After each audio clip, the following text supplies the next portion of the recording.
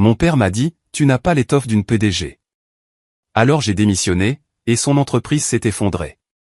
Bonjour à tous, je m'appelle Maya. J'ai 34 ans.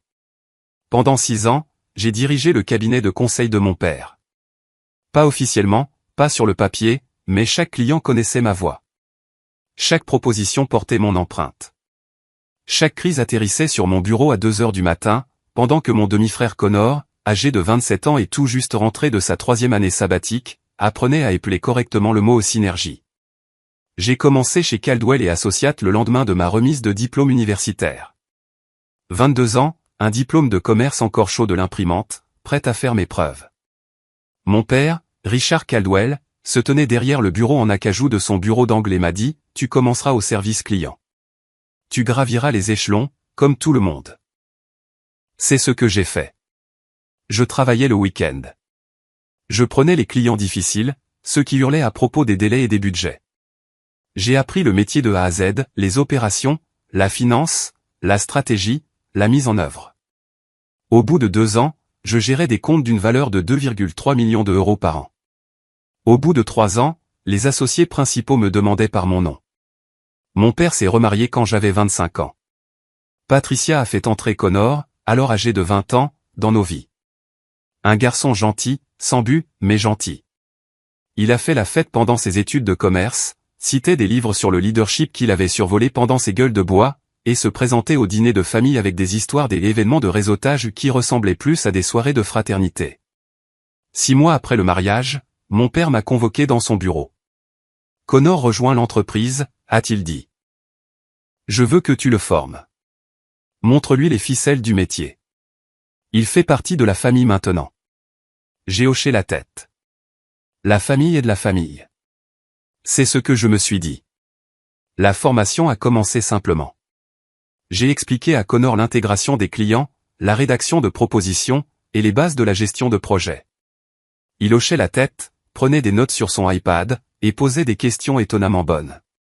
Pendant les premiers mois, j'ai pensé qu'ils pourraient peut-être tous nous surprendre. Puis, le schéma s'est dessiné. Connor assistait aux réunions avec les clients, charmant et photogénique, pendant que je présentais les stratégies que j'avais élaborées. Après, mon père lui tapait sur l'épaule. « Excellent travail, mon fils. Tu es un naturel. » Moi, je portais l'ordinateur portable, les dossiers, les points de suivi. Lorsque le compte Riverside, notre 2e plus gros client avec 450 000 euros par an, a failli nous quitter à cause d'un délai manqué, j'ai travaillé 72 heures d'affilée pour le sauver. J'ai créé un nouveau plan de mise en œuvre, négocié des prolongations, et livré les résultats avec 2 semaines d'avance. Le client a envoyé du champagne au bureau avec une note, « Pour Maya, vous nous avez sauvés. Merci. » Au dîner d'entreprise ce vendredi-là, mon père s'est levé et a levé son verre. Je veux porter un toast à la vivacité d'esprit de Connor sur la situation de Riverside. C'est le genre de leadership dont cette entreprise a besoin. Connor avait l'air mal à l'aise.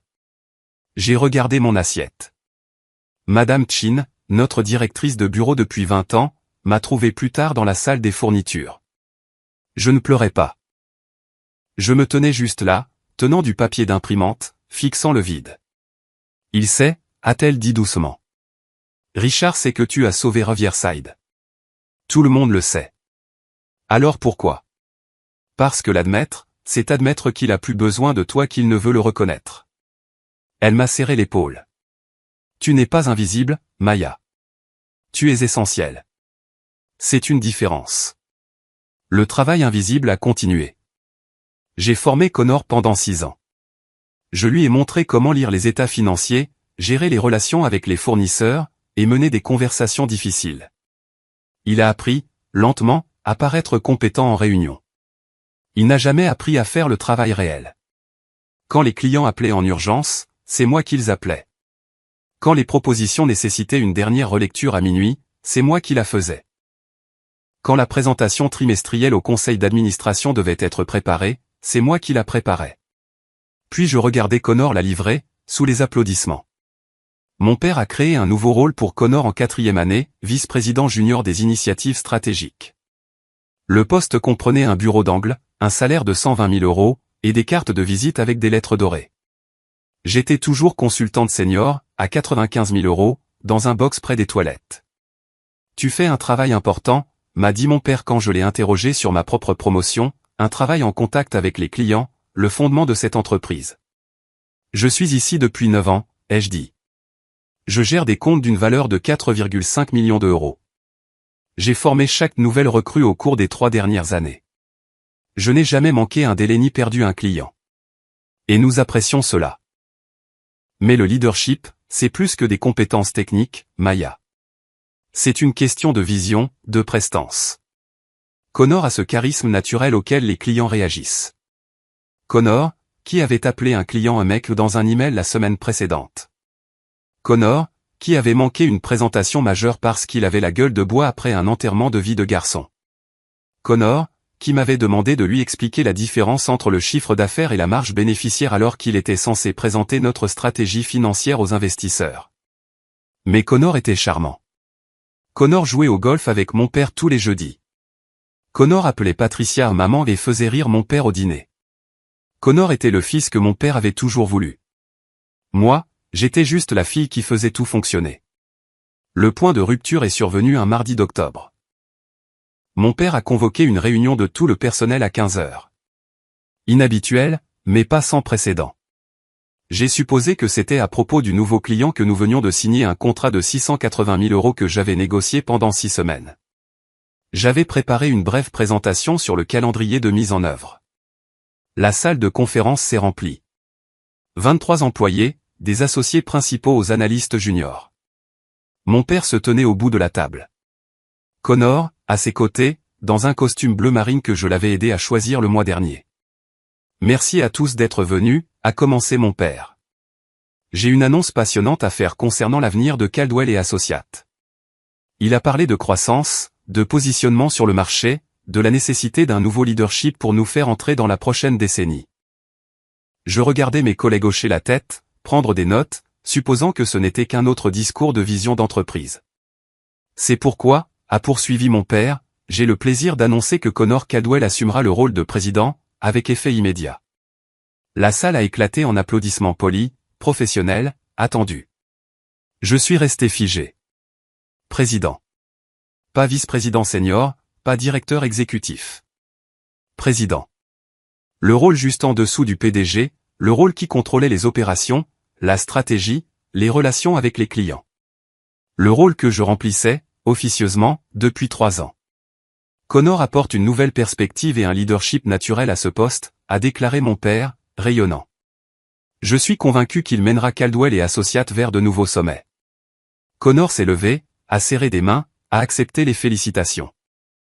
Il m'a jeté un regard, une fois, une lueur qui aurait pu être des excuses traversant son visage avant que le sourire ne revienne.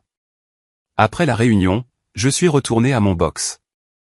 Je me suis assise, j'ai fixé mon écran d'ordinateur, qui affichait la proposition que j'étais en train de peaufiner pour le compte Mitchum.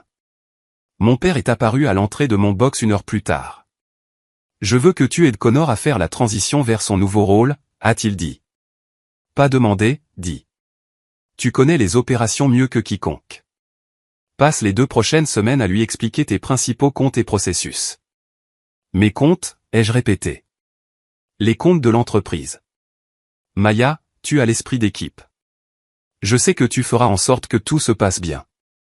Quelque chose dans ma poitrine, quelque chose qui se pliait depuis 6 ans, s'est finalement brisé net. Et quel est mon nouveau rôle, ai-je demandé doucement. Tu continueras en tant que consultante senior. Ton travail est précieux. Ce n'est pas parce que Connor est président que ça diminue. Après 9 ans, après avoir construit la moitié de la clientèle, après avoir formé chaque nouvelle recrue, y compris Connor lui-même, après avoir sauvé Riverside, décroché Mitchum, et négocié le contrat Thornton qui nous a sauvés pendant la pandémie. Après tout ça, je suis toujours consultante senior, dans un box près des toilettes, et Connor, qui me demande encore ce que signifie le livrable, est président. L'expression de mon père s'est durcie. Il ne s'agit pas de compter les points, Maya. Connor a des qualités que tu n'as pas, la prestance, le charisme, l'instinct de leader. Tu es une excellente exécutante, mais tu n'as pas l'étoffe d'une PDG. Tu ne l'as jamais eu. Il est parti. Pas l'étoffe d'une PDG. J'ai fixé ces mots. Je les ai laissés s'installer. Je les ai laissés se cristalliser en quelque chose de clair et de tranchant.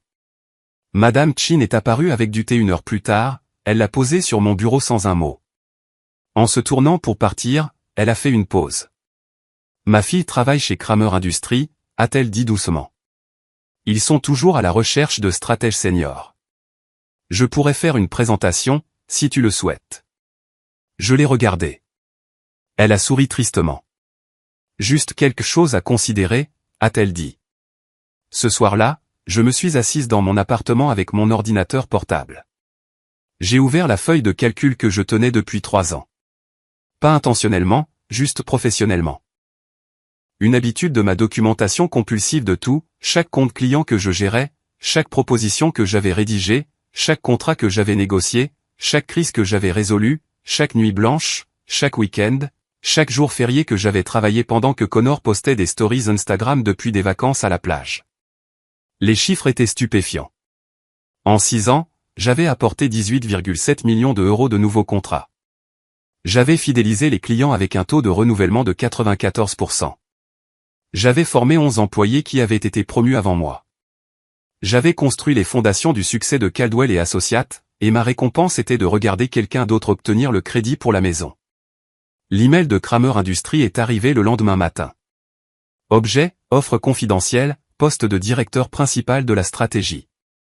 J'ai failli le supprimer. Loyauté, famille. La voix de mon père dans ma tête, parlant d'engagement, de gratitude, et d'esprit d'équipe. Je l'ai ouvert à la place. Chère mademoiselle Caldwell, votre travail dans le domaine du conseil n'est pas passé inaperçu. Chez Kramer Industries, nous développons notre division de conseil stratégique et nous pensons que votre expertise serait inestimable. Nous aimerions discuter d'un poste de directeur principal de la stratégie, avec une autonomie complète, une flexibilité de télétravail, et une rémunération reflétant vos contributions réelles. Seriez-vous disponible pour une conversation confidentielle ? Cordialement, Dana Kramer, PDG, Kramer Industries. J'ai fixé l'écran. Je l'ai lu 3 fois. Puis j'ai répondu, disponible demain, 18h. Le bureau de Dana Kramer surplombait la ville. Des baies vitrées, des lignes épurées, de l'art qui suggérait un vrai goût plutôt que des décisions du service des achats d'une entreprise. Elle avait la cinquantaine, les cheveux argentés, le regard perçant. Elle m'a offert un café pas la boue brûlée de la salle de pause de notre bureau, mais un vrai bon café. Je suis votre carrière depuis 2 ans, a dit Dana sans préambule. Chaque victoire majeure chez Caldwell porte votre empreinte. Le sauvetage de Riverside, la négociation de Mitchum, le pivot pandémique de Thornton. Vous êtes le cerveau de cette opération. Mon père ne serait pas d'accord. Votre père protège son investissement dans l'ego de son beau-fils. Le ton de Dana n'était pas cruel, juste factuel. Je ne m'intéresse pas à ses sentiments. Je m'intéresse aux résultats, et vous, vous livrez des résultats. Elle a fait glisser un dossier sur le bureau. Je l'ai ouvert. L'offre était à couper le souffle, directeur principal de la stratégie, 475 000 euros de salaire de base, 5 fois mon salaire actuel, des primes de performance, des actions, un contrôle créatif total sur mes projets, le télétravail, pas de hiérarchie à naviguer, pas de crédit à partager, pas de formation de parents non qualifiés. Pourquoi moi, ai-je demandé. Parce que vous n'avez pas besoin d'une place à la table de quelqu'un d'autre, a dit Dana. Vous construisez les tables. On ne vous a simplement pas encore permis de signer votre nom dessus. J'ai pensé aux mots de mon père, pas l'étoffe d'une PDG. Je devrais donner un préavis de 2 semaines, ai-je dit. Prenez un mois si vous en avez besoin. Je vous veux reposer et prête, pas épuisée et amère. Dana a souri. Bien que, entre nous, regarder Caldwell se démener quand vous partirez sera sa propre récompense. J'ai signé la lettre d'offre ce soir-là. J'ai donné mon préavis le lendemain matin. Le visage de mon père a pris plusieurs teintes intéressantes. Tu pars ? Maintenant ? Juste au moment où Connor fait sa transition vers son nouveau rôle ? C'est exactement pour ça que je pars. Il devrait apprendre à diriger l'entreprise dont on l'a fait président. C'est de la déloyauté. Après tout ce que nous avons. Après tout ce que je t'ai donné. Vous m'avez donné un box et un salaire inférieur au marché, pendant que je construisais votre succès, ai-je dit doucement. Kramer Industries m'a donné un titre qui correspond à mon travail, et une rémunération qui reflète ma valeur. Ce n'était pas une décision difficile. Tu le regretteras, a dit mon père, sa voix tremblant de colère ou de peur, je ne pouvais pas le dire. On ne peut pas simplement tourner le dos à sa famille. Je ne tourne pas le dos à ma famille, papa. Je tourne le dos au fait d'être traité comme une employée dans l'entreprise de mon propre père. Connor est apparu dans l'embrasure de la porte. Maya, attends. Peut-être qu'on peut. Peut-être que papa peut reconsidérer la structure. Te nommer vice-présidente exécutive ou quelque chose comme ça. Ou quelque chose comme ça, ai-je répété. 6 ans à te former, Connor. 6 ans à faire ton travail pendant que tu en récoltais le crédit. 6 ans à te voir être promu avant moi, pendant que je faisais tourner toute la boutique. Et maintenant, alors que je pars, soudainement il y a de la place pour reconsidérer la structure. Je n'ai pas demandé ça, a dit Connor doucement. Je sais, mais tu l'as accepté quand même. J'ai pris la boîte avec mes affaires de bureau, pas grand-chose après 9 ans, une plante que Madame Chin m'avait donnée, mes stylos préférés, la note de champagne de Riverside, que j'avais gardée dans mon tiroir comme un talisman. Madame Chin m'a serré dans ses bras dans le hall, elle m'a glissé un chèque de 500 € dans la main. Pas de la charité, a-t-elle dit fermement. Un investissement. Reviens me raconter ton succès. Tu vas être extraordinaire. Je suis parti sans manteau, même si c'était en octobre et que l'air était vif, pur et froid. J'avais juste besoin d'être dehors, de marcher, d'en finir avec ce bâtiment qui avait consumé 9 ans de ma vie. L'air de la nuit sentait la pluie et les possibilités. Chez Kramer Industries, on m'a donné un bureau avec des fenêtres. Une équipe qui me rendait des comptes. Des projets avec mon nom dessus, stratège principal, Maya Caldwell, en gras sur chaque proposition. La première fois que Dana m'a demandé mon avis lors d'une réunion de direction, j'ai attendu que quelqu'un m'interrompe, pour expliquer ce que je voulais vraiment dire, pour simplifier mes mots pour la salle. Personne ne l'a fait. Dana a simplement hoché la tête et a dit, réflexion solide. Partons de là. Sharon, ma supérieure directe, organisait des entretiens hebdomadaires, non pas pour micro-gérer, mais pour demander, de quoi as-tu besoin? Comment puis-je soutenir ton travail? Lorsque j'ai livré ma première grande présentation stratégique, un plan d'expansion internationale pour un client de 2,1 millions €, le conseil d'administration a applaudi. Le client a signé immédiatement. Dana a envoyé un email à toute l'entreprise, voilà à quoi ressemble l'expertise. Maya Caldwell vient d'ouvrir des portes sur lesquelles nous frappions depuis 3 ans. J'ai pleuré dans ma voiture après. Pas de tristesse, mais du soulagement étrange et déroutant d'être enfin vu. Ma thérapeute, le Dr Walsh, m'a aidé à gérer ce changement. Vous êtes en deuil, a-t-elle dit lors de notre 3e séance. Pas du travail, mais de l'illusion de ce que cette relation avec votre père aurait pu être. Il a appelé 17 fois, ai-je dit. Je n'ai pas répondu. C'est de l'établissement de limites. Comment vous sentez-vous? Terrifié et apaisé. Les deux peuvent être vrais. Le Dr Walsh m'a donné une fiche de travail sur les scénarios pour fixer des limites. Rappelez-vous, non est une phrase complète. Vous ne devez à personne une explication pour vous protéger. Le dossier de preuve m'a aidé. J'avais tout archivé, email, notes de projet, témoignages de clients, la feuille de calcul de mes 9 années de contribution. Chaque fois que le doute s'insinuait de peut-être que je suis égoïste. Peut-être que j'aurais dû rester. Peut-être qu'il avait raison sur moi, j'ouvrais ce dossier.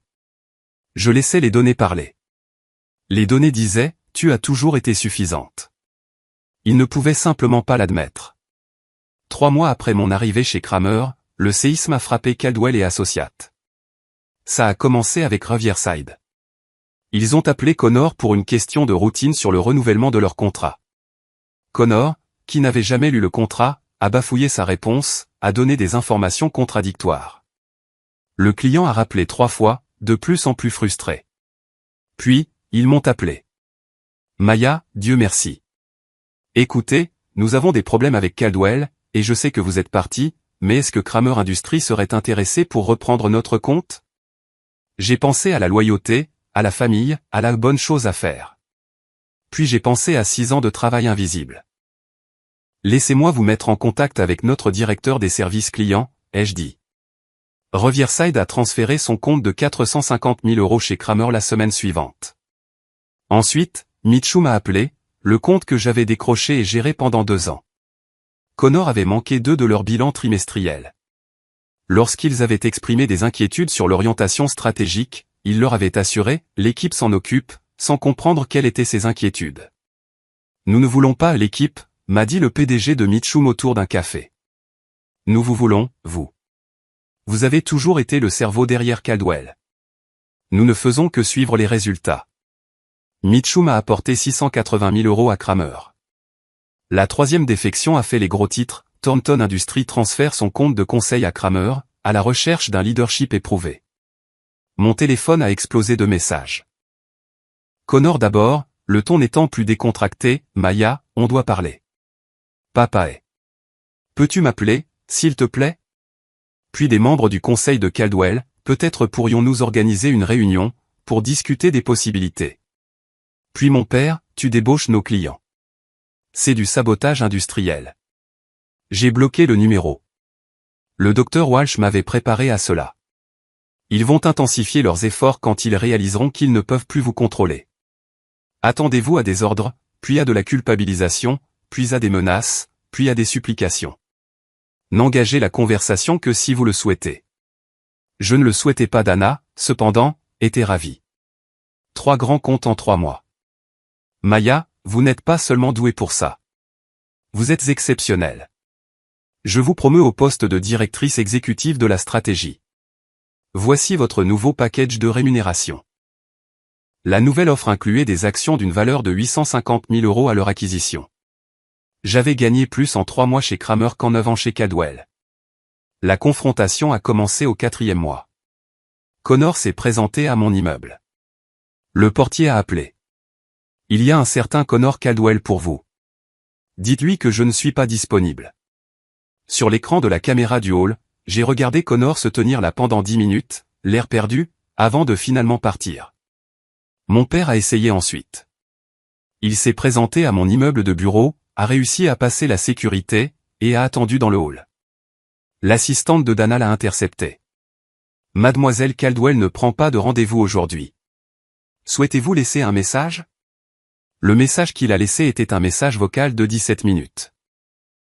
J'en ai écouté 3 minutes, j'ai entendu trahison, famille, et réputation, et je l'ai supprimé. La lettre officielle est arrivée par coursier. En-tête juridique. Caldwell et Associates exploraient une action en justice concernant la sollicitation de clients et la rupture d'une clause de non-concurrence. Je l'ai transmise à l'équipe juridique de Kramer. Ils ont ri. Vous n'avez jamais signé de clause de non-concurrence, a dit l'avocat.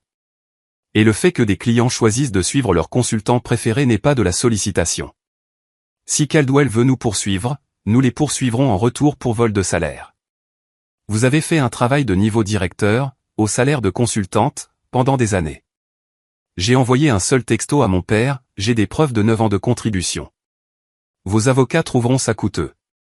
Ne le faites pas, la menace de procès a disparu. Patricia a appelé, en pleurant. Maya, ma chérie, la tension de ton père est au plus haut. Le docteur dit qu'un tel stress pourrait provoquer une crise cardiaque. Pourrais-tu au moins lui parler, pour moi? Patricia, je suis désolé que papa soit stressé, mais sa tension artérielle n'est pas ma responsabilité. Elle ne l'est plus depuis longtemps. Mais nous sommes une famille. Une famille n'utilise pas le travail d'une fille pour construire la carrière d'un autre enfant, puis ne fait pas semblant d'être surprise quand elle part, ai-je dit, doucement mais fermement. Je vous souhaite à tous le meilleur. Je le fais juste à distance maintenant. Les murmures de l'industrie sont devenus des rugissements. Caldwell et Associates en perte de vitesse. Kramer Industries gagne des parts de marché. L'ancienne puissance du conseil en difficulté après la transition de leadership. Madame Chin m'a envoyé un texto, 6 autres employés ont démissionné cette semaine, y compris moi. Connor ne sait pas comment gérer la paix. Je suis trop vieille pour ce chaos. On boit un verre bientôt? Nous nous sommes retrouvés dans un bar à vin du centre-ville. Elle avait l'air plus légère, en quelque sorte, soulagée. C'est l'implosion, a-t-elle dit. Les clients appellent, et personne ne connaît les détails des comptes. Connor programme des réunions par-dessus des réunions existantes. Richard crie sur tout le monde. Le bureau ressemble à un navire en perdition, et tout le monde s'accroche au radeau de sauvetage. Je suis désolé, ai-je dit. Ne le sois pas, Madame Chin m'a serré la main. Tu ne l'as pas coulé. Tu as juste arrêté d'écoper. C'est une différence. Le 5e mois a apporté la phase de désespoir. Connor et mon père, tous deux en costume, attendaient dans le hall de Kramer. Dana m'a appelé avant que je ne descende de mon bureau. 2 hommes ici prétendent être de la famille. Voulez-vous que je les fasse escorter par la sécurité? J'y ai pensé. Comme il serait facile de simplement ne pas s'engager, de les laisser s'asseoir là, à attendre, comme j'avais attendu la reconnaissance pendant 9 ans. Mais la voix du docteur Walsh, la clôture n'est pas quelque chose qu'il vous donne, c'est quelque chose que vous créez. Je vais descendre, ai-je dit, mais je n'irai nulle part en privé avec eux. Nous nous sommes assis au café du hall. Mur de verre, espace public, témoin. Mon père avait l'air plus vieux, plus mince. Connor semblait épuisé. Merci de nous recevoir, a commencé mon père. J'ai attendu. Nous avons peut-être sous-estimé vos contributions à l'entreprise, a-t-il poursuivi, un langage d'avocat. Nous aimerions discuter de votre retour en tant que vice-présidente principale des opérations stratégiques. Une rémunération compétitive, un pouvoir de décision, un vrai rôle de direction. Qu'est-ce que compétitive, ai-je demandé. 180 000 € plus des primes. J'ai failli rire. Kramer me paie 475 000 € de base. J'ai des actions. J'ai de l'autonomie. J'ai du respect. Pourquoi accepterais-je une baisse de salaire pour retourner dans une entreprise qui m'a dit que je n'avais pas l'étoffe d'une PDG? J'ai eu tort à ce sujet, a dit mon père, sa voix se brisant légèrement. Je le vois maintenant. C'est toi qui dirigeais les choses. Tu l'as toujours fait. C'est juste que Connor avait besoin de l'opportunité. Et moi non? Silence. Vous avez construit une entreprise qui ne pouvait pas fonctionner sans la personne que vous avez refusé de promouvoir, ai-je dit doucement. Ce n'est pas mon échec, papa. C'est le vôtre. Connor a parlé pour la première fois. Je n'ai jamais voulu ça. J'ai dit à papa que tu aurais dû être promu, mais il a insisté pour que je sois prêt, et moi. Je voulais le croire. Je sais, ai-je dit, et c'était vrai. Connor n'était pas malveillant, juste faible. Juste prêt à accepter ce qu'il n'avait pas mérité, parce que c'était plus facile que de se battre. Mais tu l'as accepté quand même. Tu t'es tenu dans des salles de conseil et tu as accepté le crédit pour le travail que j'ai fait. Tu aurais pu refuser. Tu ne l'as pas fait. L'entreprise est en train de mourir, a dit mon père d'un ton plat. Nous avons perdu 12 comptes, la moitié de notre personnel. Les investisseurs se retirent. Si nous ne redressons pas la barre dans les 60 jours, nous déposons le bilan. Alors vous devriez probablement engager un stratège qualifié, ai-je dit. J'entends dire qu'il y en a de bons chez Kramer Industries. Je me suis levé pour partir. Maya, s'il te plaît. La voix de mon père s'est brisée. Je demande de l'aide. Je te demande de sauver l'entreprise. Je l'ai regardé. Cet homme qui m'avait donné un travail, mais jamais une chance. Qui avait remis à mon demi-frère les clés d'un royaume que j'avais construit. Qui m'avait dit que je n'avais pas l'étoffe d'une PDG, alors que je faisais le travail d'une cadre dirigeante depuis 9 ans. Vous avez eu 9 ans pour me demander mon aide tout en la valorisant, ai-je dit doucement. Vous avez utilisé ces années pour me dire que je n'étais pas suffisante. Que Connor était meilleur. Que la loyauté signifiait accepter moins. Je vous ai cru, jusqu'à ce que je ne vous croie plus. Et puis, j'ai construit quelque chose sans vous. Quelque chose où mon travail porte mon nom. Où mon succès est reconnu. Où je ne suis pas juste le moteur invisible qui fait tourner la carrière de quelqu'un d'autre. Alors c'est tout, a dit mon père amèrement. Tu vas juste laisser tout ce que j'ai construit s'effondrer. Ce que vous avez construit, papa? Je l'ai regardé fixement. Les données montrent que j'ai rapporté 18,7 millions d'euros en 9 ans. J'ai fidélisé les clients à 94%. J'ai formé votre personnel. J'ai géré les crises. J'ai rédigé les propositions. J'ai négocié les contrats. J'ai maintenu votre entreprise à flot pendant que vous donniez le crédit à quelqu'un qui jouait au golf. J'ai pris mon sac. Ce que vous avez construit, c'est une entreprise dépendante d'un travail que vous avez refusé de reconnaître. Ce que j'ai construit, c'est une carrière qui ne nécessite pas votre approbation. Nous vivons tous les deux avec nos choix. Je suis sorti. Je n'ai pas regardé en arrière. À travers les portes vitrées, je les ai vus, assis là. Père et fils, se regardant comme s'ils venaient de réaliser qu'ils étaient perdus. L'article est paru 6 semaines plus tard, le coup caché de la loyauté familiale, comment une consultante a reconstruit sa carrière après avoir été ignorée. Le journal des affaires de la ville m'avait contacté pour une interview. Au début, j'ai refusé trop personnel, trop à vif. Mais Dana m'a encouragé. Votre histoire compte, a-t-elle dit. Il y a des centaines d'autres Mayas, qui travaillent dans des entreprises familiales, à qui l'on dit qu'elles ne sont pas suffisantes alors qu'elles font tout. Elles ont besoin de savoir qu'elles peuvent partir.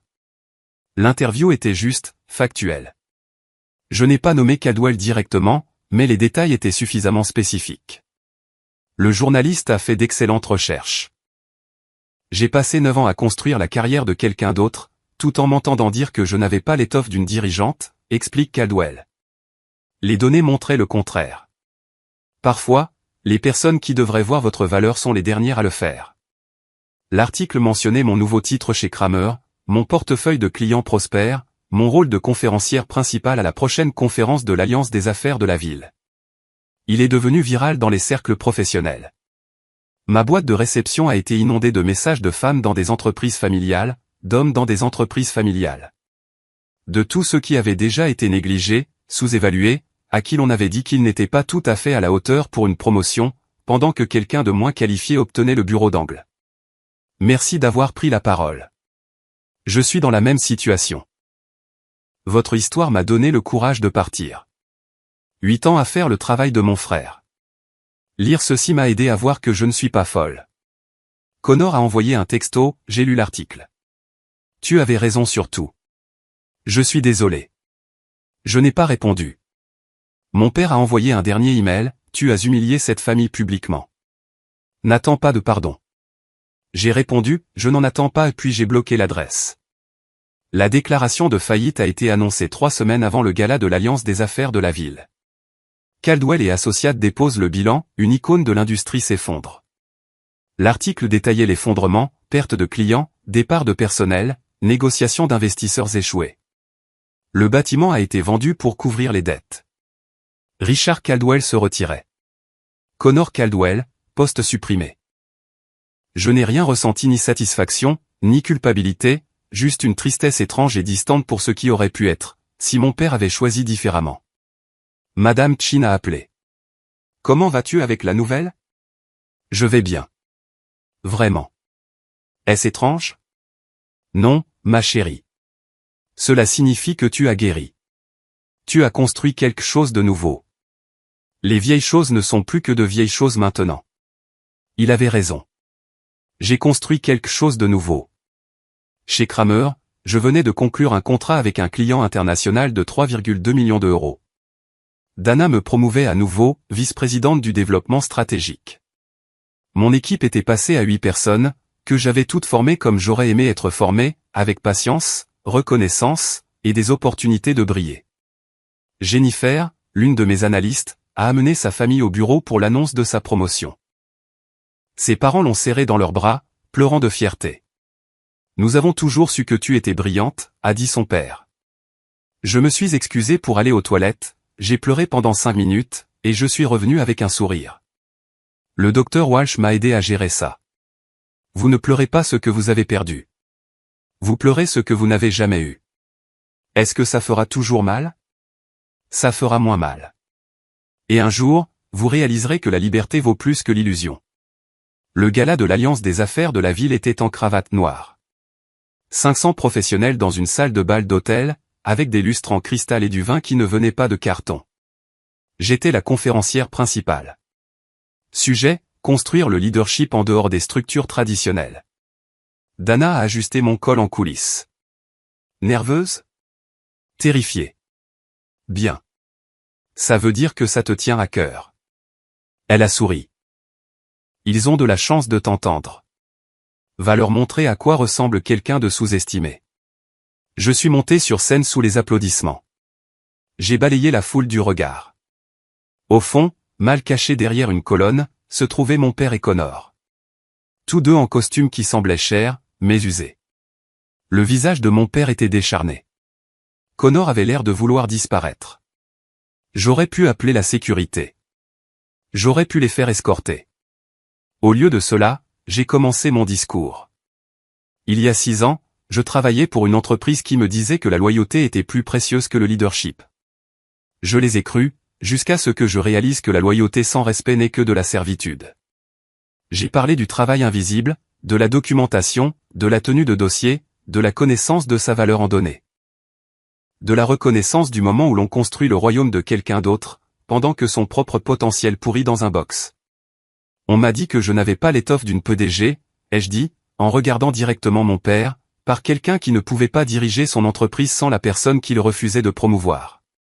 Et quand je suis parti, emportant avec moi mon expertise et mon éthique de travail, l'empire s'est effondré. Non pas parce que j'ai saboté quoi que ce soit, mais parce que la fondation était une personne prétendant être un leader, pendant qu'une autre personne faisait le travail réel. Le public était silencieux, suspendu à chaque mot. Voici ce que j'ai appris. Votre valeur n'est pas déterminée par ceux qui refusent de la voir. Votre potentiel n'est pas limité par ceux qui vous disent que vous n'êtes pas assez.